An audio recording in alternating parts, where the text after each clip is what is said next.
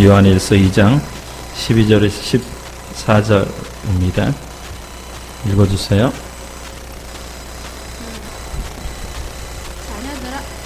자녀들아, 내가 너희에게 쓰는 것은 너희 죄가 그의 이름으로 말미암아 사함을 받았으며, 아비들아, 내가 너희에게 쓰는 것은 너희가 태초부터 계신 이를 알았으며, 청년들아, 내가 너희에게 쓰는 것은 너희가 악한 자를 이기었음이라. 아이들아, 내가 너희에게 쓰는 것은 너희가 아버지를 알았으며, 아비들아, 내가 너희에게 쓰는 것은 너희가 태초부터 계신 이를 알았으며, 청년들아, 내가 너희에게 쓰는 것은 너희가 강하고 하나님의 말씀이 너희 안에 거하시며 너희가 흉악한 자를 이기었습니다. 아멘. 요한일서 2장 12절에서 14절까지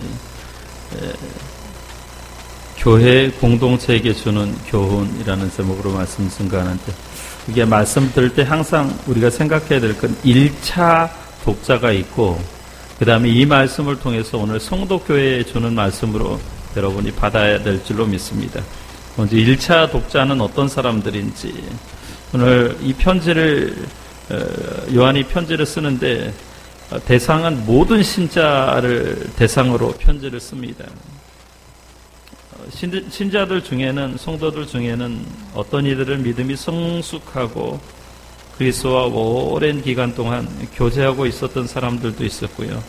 또 다른 이들은 사단의 유혹과 싸워서 승리를 거둔 사람들도 있었습니다. 그렇지만 또 다른 이들은 그리스도에 대해서 배우고 이제 막 영적인 그런 여정을 지금 시작하고 있는 사람도 있었습니다. 그러나 본질적인 것은 교회에 속한 모든 사람들은 그리스도 안에서 성장해야 돼. 성장하는 것이 하나님이 기뻐하시고 하나님이 온전하시는 뜻인 줄 믿습니다. 그러니까 저와 여러분은 그리스도인이 된 이후로부터 영적인 성장이 있는가? 영적인 성장의 표지는 뭐냐면 우리 안에 참 사랑이 있는가? 그리스도인은 언제나 정말 극악한 강도라 할지라도 사랑의 마음을 가지고 대하는가? 사랑이 넘쳐나는가를 스스로 살펴보아야만 합니다. 요한이 지금 편지를 보내는데 독자들은 세 부류인 것 같습니다. 하나는 아이들이고요. 오늘 12절에 아이들을 자녀들로 표현을 합니다. 둘째는 아비들인데 13절과 14절에 아비들아라고 말씀합니다. 셋째는 청년들인데 이것은 좀 해석이 필요합니다. 전통적으로 많은 주석가들은 첫 번째에 대해서 이야기를 했는데 이게 문자적인 해석입니다. 문자 그대로 믿는 것이죠. 아이들, 자녀들, 아비들, 청년들을 연령순으로, 나이 순으로 받아들이는 해석입니다. 근데 이 주석가의 해석은 순서상 좀 받아들이기는 쉽지 않습니다. 왜냐하면 나이 순이라면 아이들아, 그 다음에 청년들아, 아니면 아비들아라고 표현을 하든지, 아니면 역순으로 하면 아비들아, 청년들아, 아이들아라고 표현을 하면 맞을 텐데 그렇지 않아요. 오늘 본문에 자녀들아, 그 다음에 아비들아, 그리고 청년들아라고 표현을 하는 모습 속에서 이건 연령 그대로 나이 순으로 표현한 것 같지 않습니다. 다른 하나는 은유적인 표현이라고 주장하는 사람들이 있습니다. 그러니까 제자도나 성숙면에서 서로 다른 수준을 가리키는 은유라고 이야기합니다. 그러나 요한이 은유적인 언어를 사용하고 있다고 전혀 언급하고 있지는 않은 것 같습니다. 그래서 이 본문을 볼 때 교회 안에 자녀들이 있고 청년들이 있고 또 아비들이 있다. 일면은 맞는 것 같은데 또 요한이 이 본문을 그런 식으로 쓰지는 않은 것 같습니다. 가장 그럴듯한 설명은 이런 것입니다. 지금 요한의 공동체 교회 안에 모든 사람들을 가르칠 때는 자녀들이라는 말을 사용하고 있다라고 얘기합니다. 또 아비들과 청년들은 모든 7편 일을 포괄하면서 1절부터 그 말에 17절까지 변화를 주고 싶고 문체의 변화를 통해서 강조하고 싶을 때 아비들아 자녀들아 라는 말로 썼다라는 거죠. 그래서 일반적으로는 자녀가 도독하겠습니다. 예수님도 여호와 내 하나님이여 부활하신 내가 후에 엠마오 마을로 가다가 물고기 잡는 그런 갈릴리 마을에서 물고기 잡는 사람들에게 얘들아 고기가 있느냐라고 말씀하셨듯이 지금 요한도 7편 1절부터 80이 넘은 노구를 이끌고 있는 그런 사도의 입장에서 자녀들아 일반적으로 자녀들아 아이들아라고 쓰고 그 다음에 문체의 어떤 변형을 주기 위해서는 17절까지 아비들아 청년들아 그렇게 쓰면 사람들이 독자들이 그 환기가 돼서 집중할 수 있거든요. 그런 의미에서 아비들아 청년들아라고 썼다라고 합니다. 먼저 우리가 오늘 본문에 보면 자녀들에게 주는 교훈을 살펴볼 수 있는데 12절과 14절입니다. 12절 우리 같이 한번 읽어보시죠. 12절입니다. 같이 읽습니다. 시작. 자녀들아 내가 너희에게 쓰는 것은 너희 죄가 그의 이름으로 말미암아 사함을 받았음이요. 자, 14절 상반절입니다. 시작. 아이들아 내가 너희에게 쓴 것은 너희가 아버지를 알았음이요. 자녀들은 헬라어 테크니온인데 어린아이라는 의미입니다. 신약 성경에서 요한만 사용하고 있으며 요한복음에서는 한 번, 요한일서에서는 여러 번 나옵니다. 자녀들은 연령과 나이와는 관련이 없습니다. 요한은 지금 편지를 쓰는 모든 대상에게 독자들에게 다정스럽고 사랑의 표현을 자녀들아라고 표현하고 있는 거예요. 그러니까 요한이 편지를 쓰는 것은 자녀들의 죄 문제가 예수의 이름 때문에 지금 사함을 받았다라는 겁니다. 그러니까 자녀들로 간주된 사람들은 그들의 죄가 사함받고 용서함 받았다라는 것을 지금 알고 있다라는 거예요. 자녀인데도 죄 용서함을 경험하지 못했다. 죄 사함을 경험하지 못했다. 그것은 자녀가 아니라는 거죠. 자녀들은 예수의 이름으로 죄 사함을 받은 것을 이미 알고 있는 거예요. 그렇기 때문에 감격적으로 신앙생활하고 있는 겁니다. 즉 그렇지 않은 사람들이 지금 예수 믿는 것에서 떠나간 사람들이 있었습니다. 또한 자녀들의 특징은 하나님 아버지를 안다라고 얘기했습니다. 그러니까 자녀들인 어떤 사람들이냐? 예수의 이름을 믿음으로 죄 용서함을 경험한 사람, 그 다음에 하나님 아버지를 인격적으로 아는 사람들이에요. 우리에게도 이게 필요합니다. 여러분 죄 용서함을 날마다 경험할 수 있는 그런 은혜가 있기를 예수의 이름으로 축원합니다. 죄 용서함은 죄 사함을 받고 죄 용서함은 얼마나 큰 능력이 되는지 여러분 아십니까? 저는 지난 화요일 날 새벽에 잠을 자다가 일어났는데 2시쯤인 것 같아요. 갑자기 배가 아파서 너무 배가 심하게 아파서 먼저 화장실에 갔습니다. 화장실에 일을 보는데 잘 일이 봐지지가 않는 거예요. 그리고 다시 방으로 들어와서 이제 누웠는데 아무리 아픈 배를 부여잡고 만지고 또 따뜻하게 해도 전혀 배가 가라앉지 않았습니다. 심지어는 저희 방에 이제 그 전기장판, 맥삼석 전기장판이 있는데 전기장판 온도를 올려놓고 배를 이렇게 쭉 대고 있어도 계속 배가 아픈 거예요. 그래서 속으로 이상하다, 이건 그 화장실 갈 배가 아닌다라는 그런 생각을 하고 배를 만져보니까 우측에 오른쪽 아래편에 배가 아팠습니다. 핸드폰으로 인터넷을 찾아보니까 맹장염과 같은 똑같은 그런 증세였습니다. 그래서 높은 자리에 돌아오소서. 지나다가 아무래도 그냥 있어서는 안 되겠다 싶어서 이제 병원에 갈 생각을 하고, 혹시라도 이제 지난번에 저희 딸이 얼마 전에 오래 전이죠, 맹장 수술을 했는데 보니까 요새는 맹장 정직한 자를 하나님이 형통하게 복강경 수술을 해가지고 한 3일이면 퇴원할 수 있더라고요. 그래서 수술을 생각하고 샤워를 하고 급히 택시를 잡아서 병원에 구원이시며 갔습니다. 정직한 자의 방패가 새벽 되십니다. 5시쯤 됐는데 그 하나님을 믿고 땀을 뻘뻘 흘리고 정직하면 바보 되고 정직하는 손해보는 세상 속에서 도착을 했는데 바보됨과 손해보는 십자가를 지고 소변을 정직한 받아오라고 축복하시는 하나님을 바라보고 또 정직의 씨름을 하며 살아가는 CT 촬영을 하고 저와 여러분들이 되기를 예수 이름으로 그리고 축복합니다. 이제 진통제를 맞고 기도하겠습니다. 영양제를 맞았는데 별로 통증이 가라앉지 않는 거예요. 통증이 살아나지 않는 거예요. 제가 아마 평생 태어나서 그렇게 심하게 실험을 하고 그 아픔 때문에 몸부림쳐 보는 것은 평생 처음이었습니다.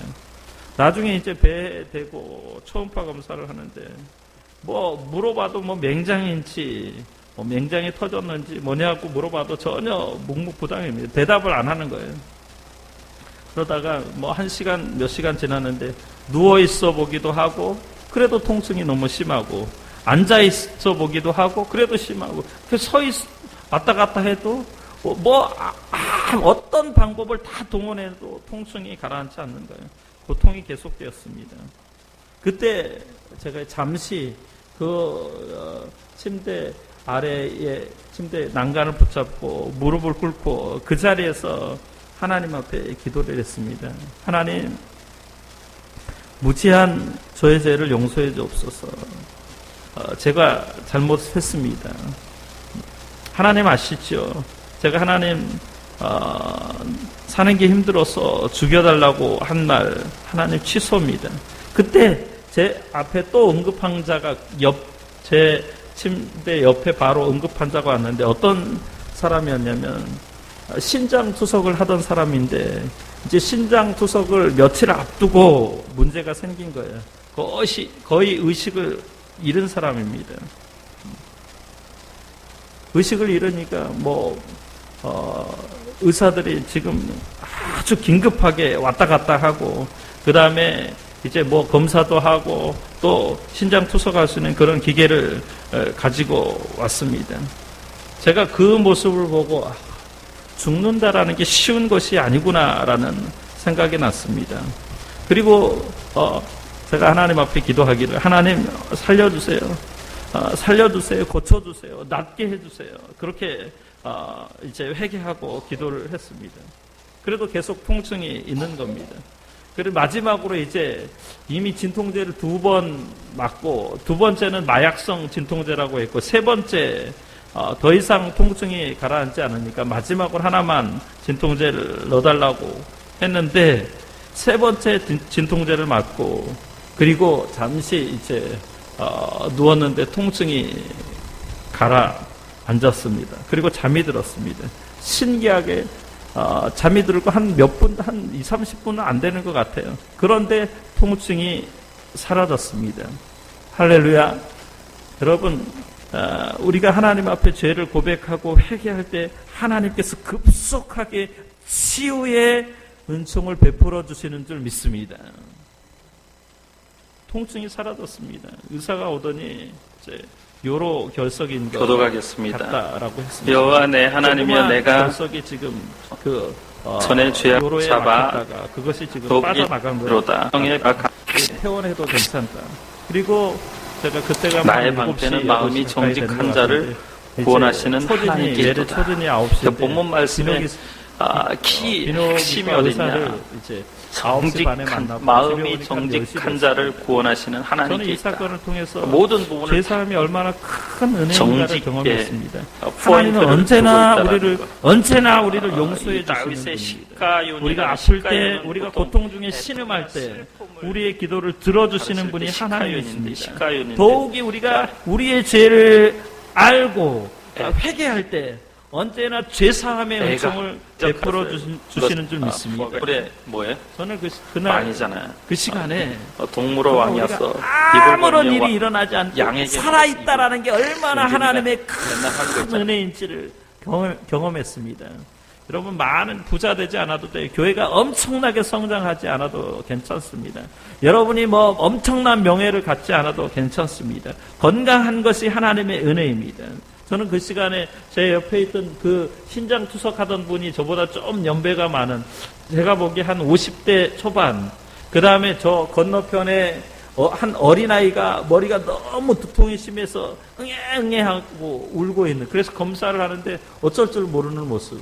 또 한 분이 들어왔는데 이제 할머니 되는 분이었는데 나중에 제가 안 것입니다. 여호와 내 하나님이여, 내가 정령교회 주께 피하오니 나를 쫓아오는 모든 자들에게서 나를 구원하여 내소서. 이제 앰뷸런스를 타고 응급실에 입원을 했습니다.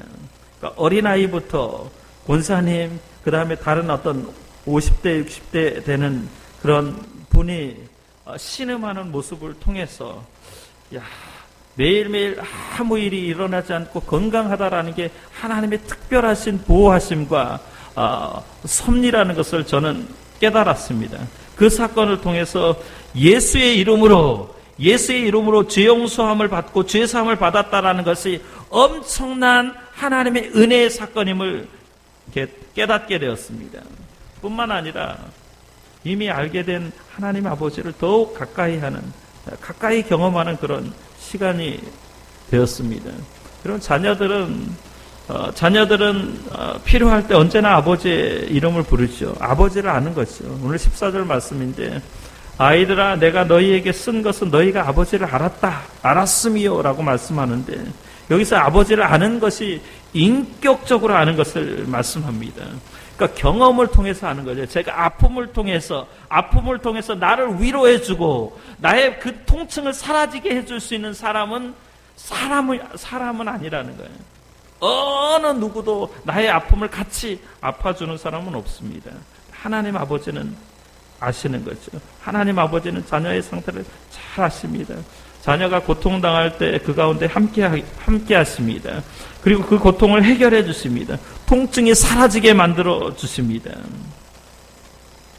제가 더욱 그 사건 때문에 감사한 것은, 저는 수술을 하리라고 생각을 하고 갔는데, 물론 신음을 하면서 땀을 뻘뻘 흘리면서 고통 가운데 입원했지만 수술을 하지 않고 태어난 것에 대해서 감사를 드렸습니다.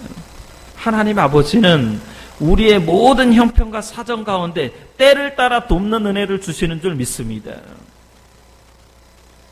기억하시기 바랍니다. 그러니까 자녀들은 이런 삶의 모든 형편과 사정 가운데 늘 죄사함을 경험한 사람들이에요. 여러분 일상생활 가운데 위기가 닥칠 때, 그때 하나님 앞에 무릎 꿇고, 하나님 잘못했습니다.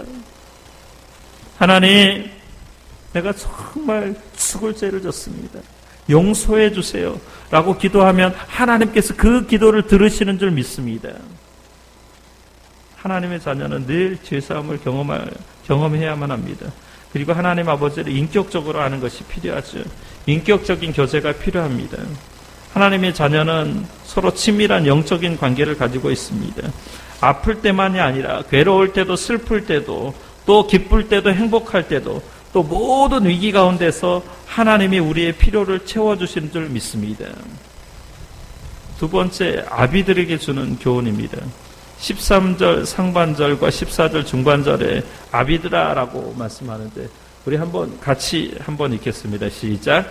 아비들아, 내가 너희에게 쓰는 것은 너희가 태초부터 계신 이를 알았으며. 그 다음에 14절 중반절 시작. 아비들아, 내가 너희에게 쓴 것은 너희가 태초부터 계신 이를 알았으며. 교회 안에 아비들과 같은 사람들이 있습니다.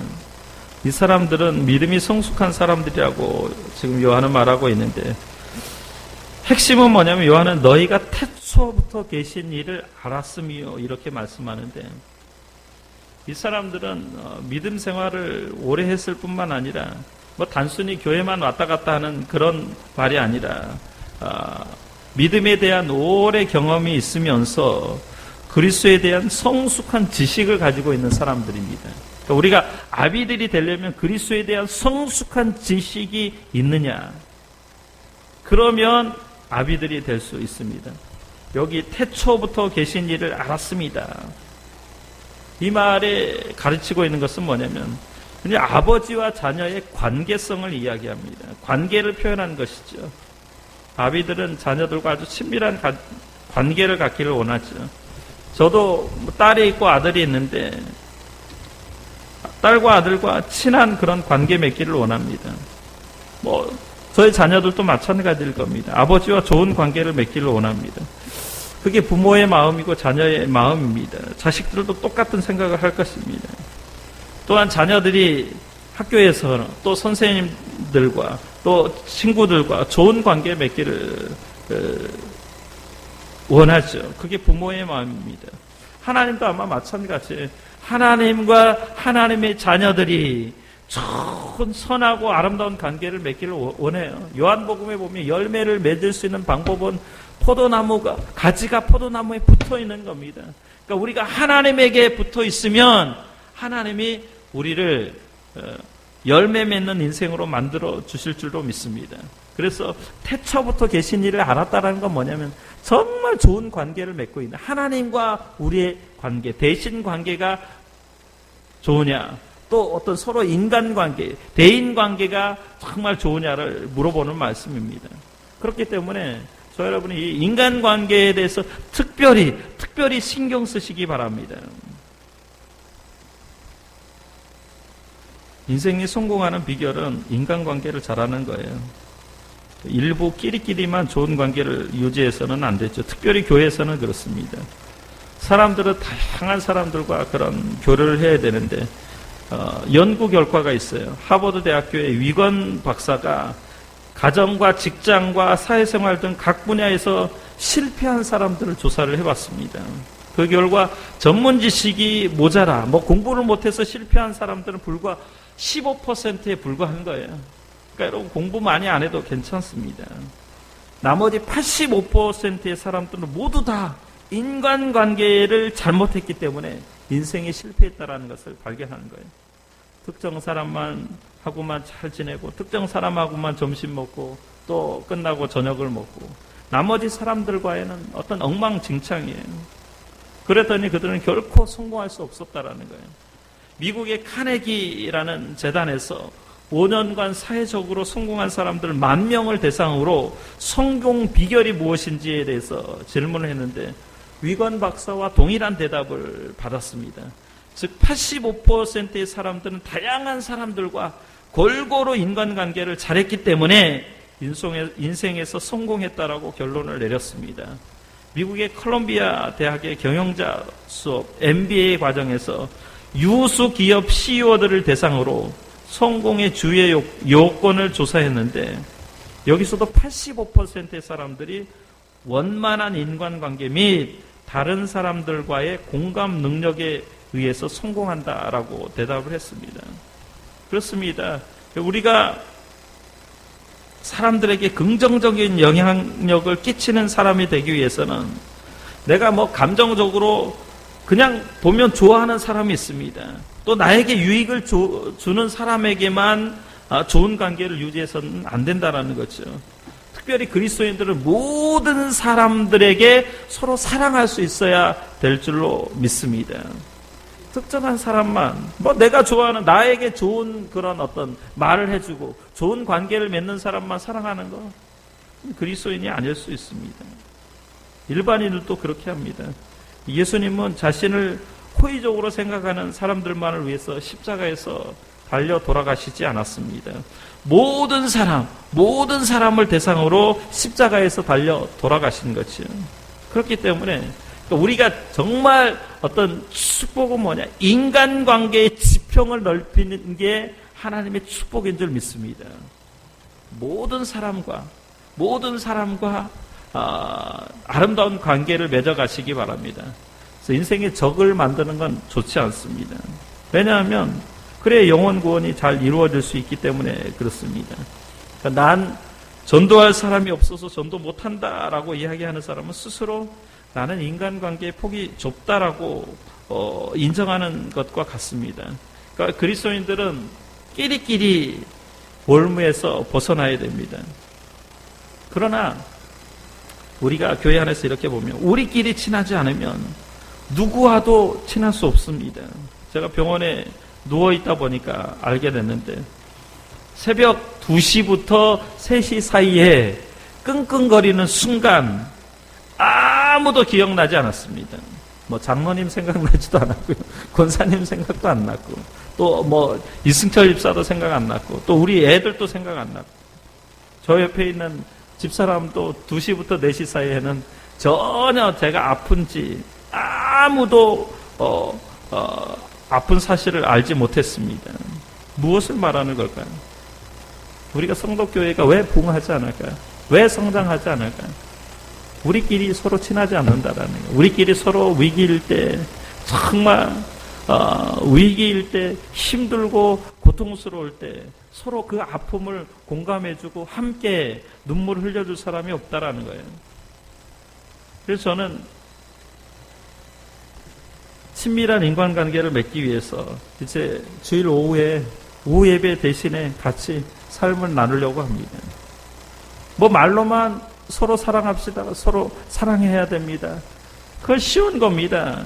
그러나 서로 알아야지 그 사람을 위해서 눈물로 기도할 수 있죠. 서로 어떤 삶을 나누지 않고는 결코 친밀해질 수 없고 서로 하나 될 수 없습니다. 영적으로 하나 되지 아니하고는 하나님을 기쁘게 할 수 없습니다. 서로 사랑하면 눈물을 흘리고 같이 손을 맞잡고 기도하고 또 하나님이 정말 그 인생을 축복해 주기를 원함으로 헤어져 있어도 같이 영적으로 교제하고 기도하고 정말 그런 가운데 하나님의 교회가 세워지고 부흥할 줄 믿습니다. 그냥 왔다 갔다 해가지고는 전혀 우리 세상 사람보다는 못해요. 세상 사람들은 그래도 보니까 이제 한 주에 한 번 아니라도 필요에 의해서 여러 번 만나기도 합니다. 우리가 어떻게 직장 생활하고 어떻게 가정 생활하고 어떻게 사람들과 관계를 맺고 어떤 물질 생활을 하는지 전혀 알지 못하는 상대에서 서로 사랑한다라는 것은 그거는 말이 안 되는 겁니다. 그러니까 서로 나누면서 정말 우리가 교회를 위해서 가정을 위해서 또 우리의 모든 미래적인 삶을 위해서 함께 기도할 때 하나님께서 우리 공동체의 기도를 들어주실 줄로 믿습니다.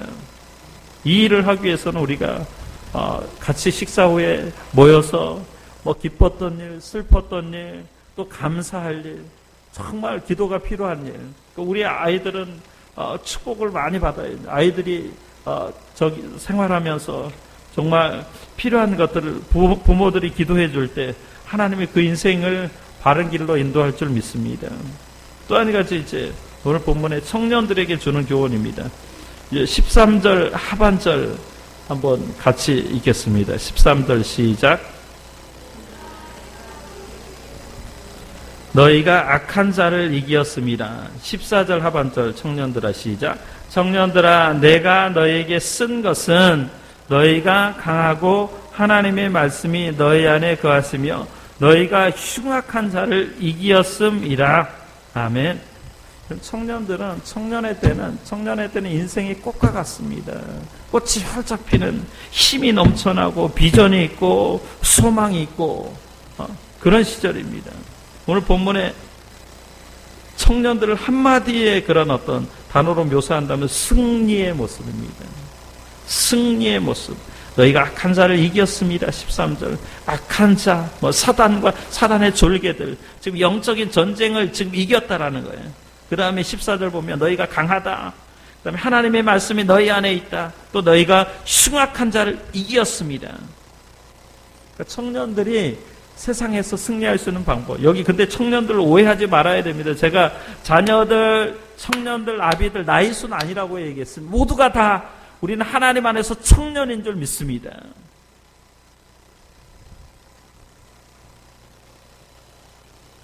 청년들의 무기는 하나님의 말씀이에요. 하나님의 말씀으로 무장하면 세상을 이길 수 있습니다.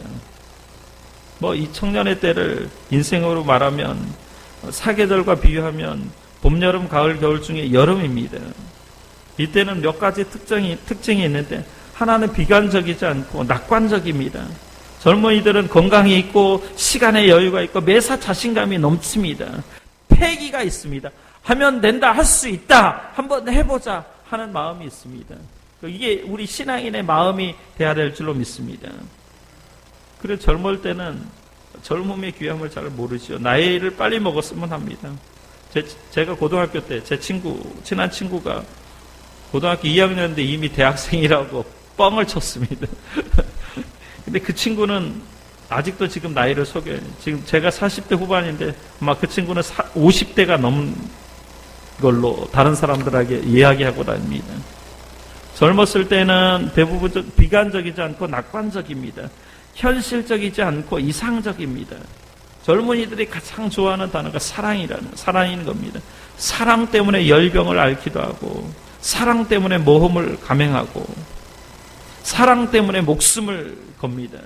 이때 예수 그리스도를 만나면 인생이 변화되는 거죠. 꿈을 꾸기 시작합니다. 그 꿈이 너무 지나치면 돈키호테가 되고요. 너무 부족하면 애늙은이가 됩니다. 그러니까 젊은이는 부단히 변화를 추구해요. 그래서 젊은이는 진취적입니다. 변화가 무딘 집단에서 탈출을 하려고 합니다. 그래서 젊었을 때는 빨리 가정을 떠나고 싶습니다. 저도 그랬습니다.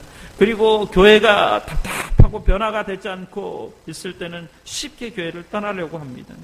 왜요? 그곳에는 변화가 없기 때문에 그렇습니다. 또 젊은이는 열정이 있습니다. 열정이 넘쳐납니다. 밤새는 줄 모르고 돌아다니며 밤을 지새웁니다. 이런 열정이 세상에 좋은 것들이 영적인 경험만 부딪히면, 영적인 그런 스파크만 일어나면 날개를 다는 줄 믿습니다. 영적인 은혜는 젊었을 때 더 일찍 경험할수록 좋습니다. 세계적인 위인들은 모두가 다 그런 경험을 한 사람들입니다. YMCA를 창시한 조지 윌리엄스가 그런 사람이고요. 구세군 창시자 윌리엄 부스가 그런 사람이고, 오늘 우리가 저 양화진 선교사 묘지에 가면 언더우드 선교사 묘지가 있고 아펜젤러 선교사 묘지가 있는데, 이분들이 다 20대 초반에 영적인 체험을 통해서 세계 선교의 꿈을 꾼 사람들입니다. 저도 20대에 하나님을 만나고, 하나님을 만나니까 인생 전체가 완전히 다 뒤집어졌습니다. 하나님을 향한 열정과 뜨거움 속에서 물불 가리지 않고 사역에 임했습니다. 적어도 교회 안에 이런 젊은이들이 많아져야 될 줄로 믿습니다. 자, 청년들의 모습은 어떤 모습으로 살아야 될까요? 누가 청년입니까? 하나님 앞에 있는 모든 사람들이 청년인데, 청년들은 하나님의 말씀이 그 인생을 이끌어가는 중심 키가 되는 사람들이 청년입니다. 오늘 본문 말씀에 보면 하나님의 말씀이 너희 안에 거한다. 청년들의 가슴에 하나님의 말씀이 살아 움직여야 됩니다. 저와 여러분이 청년처럼 하나님의 말씀이 활활 불타오르기를 예수 이름으로 축복합니다. 그런 사람들은 악한 자와 싸워 승리합니다. 에베소서 6장 12절 말씀입니다. 우리의 씨름은 혈과 육을 상대하는 것이 아니요 통치자들과 권세자들과 이 어둠의 세상 주관자들과 하늘에 있는 악한 영들을 상대합니다. 영적인 싸움 가운데 있습니다. 지금 우리는 전쟁을 벌이고 있는 거예요. 영적인 존재들 사이에 서로 치열한 그런 총알이 빗발치는 교전을 하고 있는 거예요. 서로 싸워 죽이는 전쟁 가운데 있습니다. 이 치열한 삶의 전쟁 같은 삶의 현장 가운데 살아남을 수 있는 유일한 방법은 뭡니까? 하나님의 말씀이 너희 안에 거하시면 너희가 흉악한 자들을 이기었음이라라고 말씀합니다. 그러니까 우리가 어떻게 이 영적인 전쟁에서 승리할 수 있냐면, 성령을 통해서 주시는 하나님의 말씀의 능력이 우리를 흉악한 사단과 그 사단의 졸개로부터, 이리로부터 우리를 이기게 하시고 승리케 하시는 줄 믿습니다. 하나님의 말씀이 우리를 능력 있게 하는 거예요. 그래서 이사야 선지자는 이렇게 말씀합니다. 이사야 40장 30절 31절 말씀 보면, 소년이라도 피곤하며 곤비하며 장정이라도 넘어지며 쓰러지되 오직 여호와를 앙망하는 자, 여호와 앙망한다는 게 여호와의 말씀을 사모하는 자는 새 힘을 얻으리니 독수리가 날개치며 올라감 같을 것이요 다른 박새라도 곤비하지 아니하겠고 걸어가도 피곤하지 아니하리로다. 하나님 말씀 안에서 승리하시는 귀한 성도교회 성도님들 되시길 예수 이름으로 축원합니다. 기도하겠습니다.